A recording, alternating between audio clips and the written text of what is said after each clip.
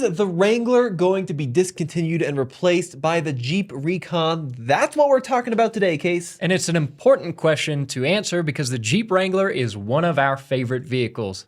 100%, yeah, but the Jeep Wrangler is going through kind of a tough period right now. We just got the Stellantis Q2 2024 sales results, and things aren't looking super hot for the Wrangler, which is surprising, especially because it was just refreshed for 2024. So in this video, we're talking about what we know about the upcoming Jeep Recon and talking about what could be the future of the Wrangler. Now, to be fair, the refresh that the Wrangler just had was a pretty mild facelift, so nothing too substantial going on with it. But Tommy, with these new sales figures, what is the change year over year? Well, if we compare Q2 of this year compared to Q2 of last year, Wrangler is down about 17%. Yeah, which is substantial. So that's a substantial number of units, especially considering, like I said, we've seen some improvements on the inside of the Wrangler, a slight tweak on the outside, and some new color and trim options. Now, if we compare the current year-to-date sales, it's down about 9%. And actually, if we look at the Jeep lineup pretty much across the board, Wrangler is down, Grand Cherokee is down, Compass is down, Gladiator is down. The only two that are up are Wagoneer and Grand Wagoneer, and those are up substantially. But in my opinion, the kind of core of the brand, Wrangler and Grand Cherokee, are not doing so well. But of course, sales being down on a vehicle doesn't necessarily mean that it's going away, so there's got to be more to the story. Yeah, there is. So we do know that according to the Jeep CEO, we're going to see a lot of new vehicles launching within within the Jeep lineup for 2025. Earlier stories from this year were saying up to 5 new or refreshed models for 2025. And looking forward, we've got a lot more investment within the Jeep brand as well, including this upcoming Recon, which we're going to talk about here in a second. The big problem in my mind is twofold with the Wrangler. A, the 2024 refresh didn't do enough to convince Wrangler buyers of the previous generation JL to upgrade. So JL launched in 2018. For 2024, it got a new big screen, it got power seats, it got a new grille. But if you had a 2018, 2019, 2020 Wrangler case, would you spend the big price increase to upgrade to a 2024? No, because fundamentally, they are still the same basic vehicle. You're getting the same basic platform, a lot of the same engine options, and the interiors are nicer, granted, but even the earlier JL interiors aren't bad. And here is my fundamental problem with the 24 Wrangler refresh. We are simple animals, humans. And if something looks new and shiny and looks different than the old one, there's a good chance we'll be attracted to that new shiny thing. This is why cars in the 1950s had an entire redesign every single year, even though underneath they were the same basic body on frame, solid axle wagon, right? Americans love new design.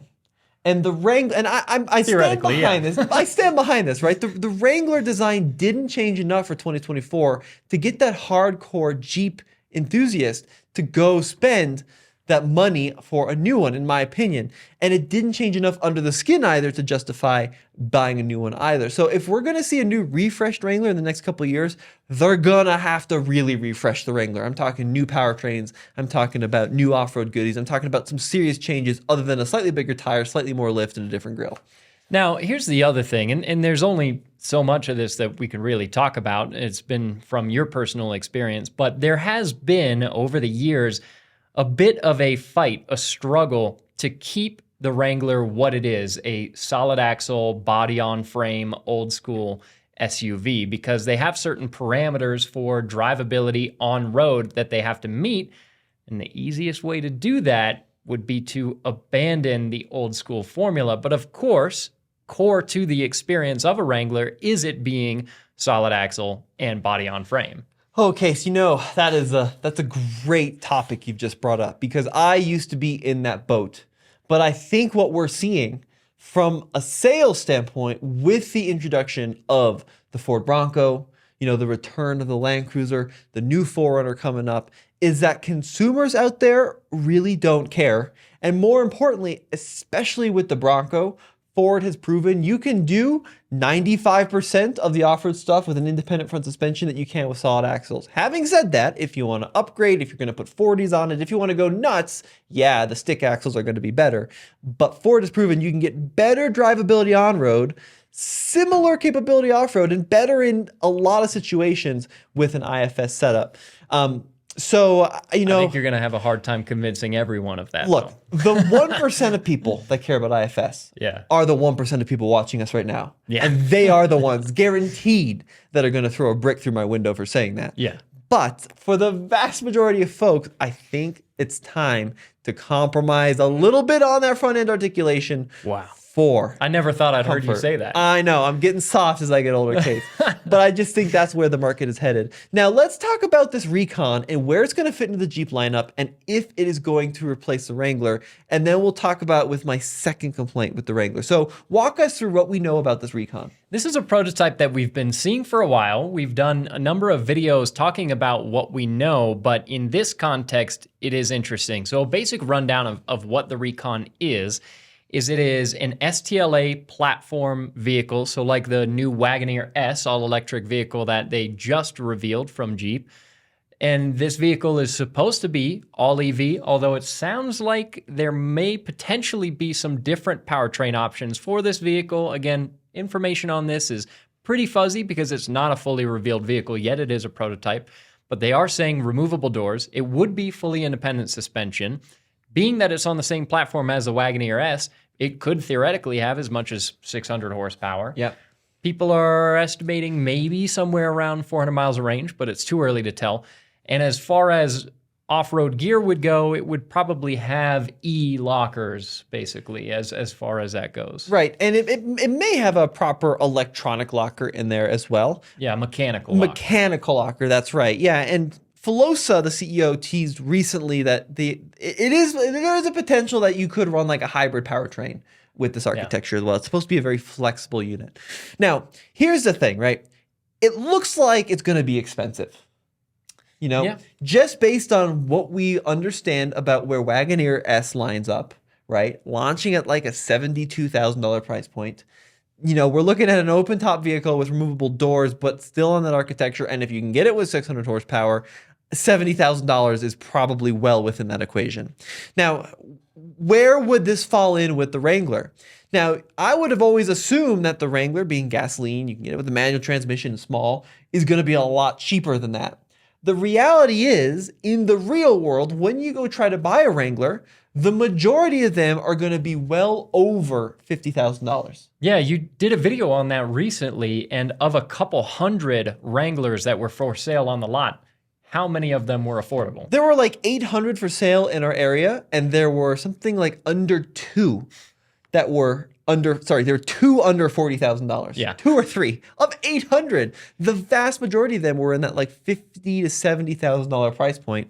And then there were over something like 20 that were over $100,000, right? Yeah. For a Wrangler. So the Wrangler is already, in my opinion, too expensive. And that's my second point, is part of the reason I think Wranglers just aren't seeing an increase in sales is they've gotten too expensive. And I know Jeep will say that depending on the trim, especially with the new content, they're not any more expensive. But in the real world, our videographer Alex just bought a 2-door Sport S, not a Rubicon, with a sticker of like, what, 52 G's? Yeah, that was the sticker, and he got money off of it, so out the door he was like 42, but still, that's a lot of money for a Sport S with cloth seats. Does have a big screen, it's got the nice headlights, it's got a lot of nice features, adaptive cruise, all these things, but Sport S! Yeah, it's a lot of money. I mean, and what's happening is exactly that case, is that in order to shift these, I really think that a lot of dealers are having to incentivize them. Yeah. Right? There has to be money on the hood, especially with where interest rates are right now. Folks are not going to spend $50,000 for a 2-door Sport Wrangler. No. It's just not going to happen. The prices are too darn high. I feel like I'm 80, but it's true. They're too high. So if the Wrangler's expensive, how expensive is this Recon thing going to be? Yeah, it would be hard to imagine an all EV vehicle with removable doors and a lot of these cool features that they're talking about trying to apply to this vehicle, and especially if they're trying to actually make it rugged and make it capable off-road. it's not going to be any more affordable. And part of the problem is in a lot of states now, in order to get a non-plug-in hybrid Wrangler, you have to custom order it. Yeah. Right? The Jeep is really pushing these 4xe Wranglers out on folks, which is already an electrified vehicle in the $60,000 range in a lot of cases. So where is this Recon going to fit in? And is there a potential case, this is a big stretch, but is there a potential the Recon could replace the Wrangler?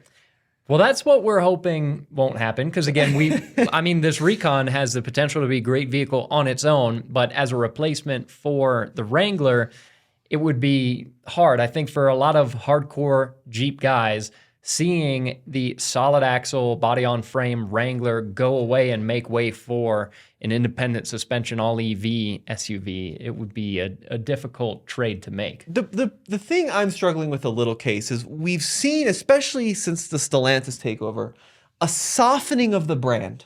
Yeah. From an off-road standpoint. And I mean, look at the newest Jeep. right, That's look revealed. at that Wagoneer S, right? It launched with 6.7 inches of ground clearance. And then after the launch when I left, which I'm still grumpy about, they didn't tell me this, then they brought out kind of an off-roady trim. Slightly more rugged. Which is cool. But Grand Cherokee, in a lot of ways, is more street-oriented than it's ever been. And we're seeing more and more road-oriented Jeeps, which is a direction they're taking.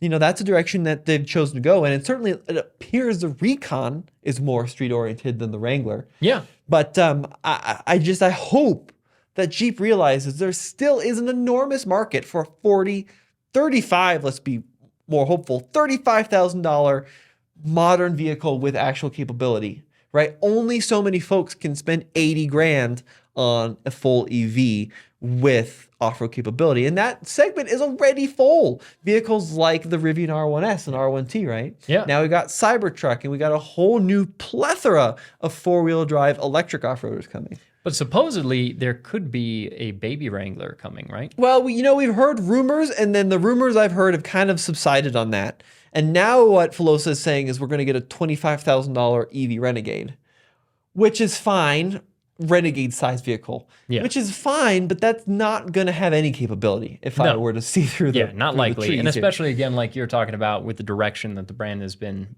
starting to point. You know, and like, look, the easiest way to bring a $25,000 EV into the US is to bring this into the US. This is a vehicle that's selling like gangbusters in Europe, but it's called the Avenger.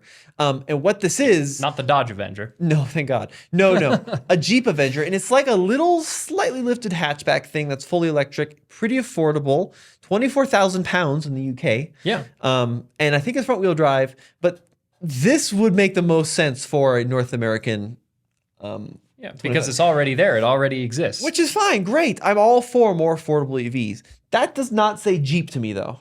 You know, No. bring that in as a Dodge. the grill right? does, yeah, but The 7 squares in the grill. It's not even a grill in the panel in the front. It says Jeep, but yeah, it's an interesting direction where Jeep is going. I hope you're right. I hope they don't kill Wrangler. yeah. From an enthusiast standpoint, I hope it's still solid axles. You're right about that. But we'll have to wait and see. Well, and again, too, what we're not trying to do here is whinge and complain. What we're trying to do is stand up for the old school rugged Jeeps that we love, Wranglers, the vehicles that we've had many of here at the company over the years and that we get to use all the time because we live out here in Colorado. And like we've been saying, bring on all these other vehicles. Bring on the Recon, maybe bring on the Avenger.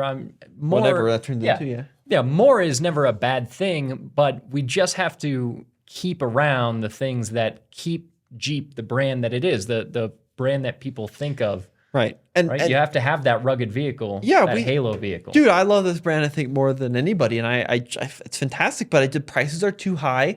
And the new stuff that's coming out just isn't getting me excited like it once did. So, folks, let us know what you think in the comment section below. We'd love to hear your input on this topic. And we'll see you on the next video. Check out our Patreon link below if you want behind the scenes coverage and exclusive access to videos first. Case, thanks for your help. Yeah, anytime.